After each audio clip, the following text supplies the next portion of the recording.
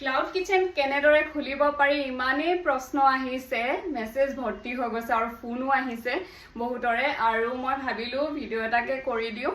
আপোনালোকক লাগিব trade licence আৰু FSSAI লাইসেন্স, FSSAI লাইসেন্সখন লাগিব, আৰু আপোনালোকে সেই দুখন এপ্লাই কৰিব লাগিব। আৰু কেনেদৰে এপ্লাই কৰিব লাগিব সেইটো ভিডিঅ' মই বনাম বুলি ভাবিছিলো ভালদৰে, কিন্তু সময়ৰ অভাৱত পৰা নাই।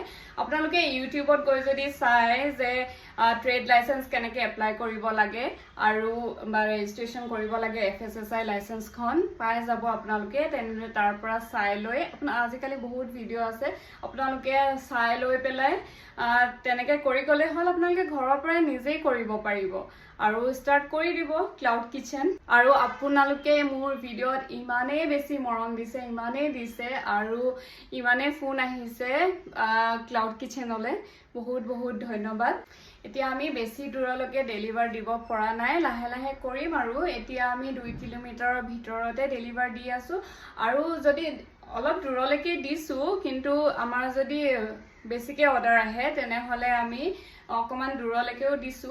আৰু এটা কথা কওঁ যে মেছেজত অৰ্ডাৰ আহিছে, কিন্তু মেছেজত দিলে আমাৰ অসুবিধা হৈ যায়, মেছেজ চাবলৈ সময়ে নহয়। সেইটো কাৰণে ফোন এটা কৰি অৰ্ডাৰটো দিলে আমি বেছি ভাল পাম। আজিলৈ আহোঁ, বাই।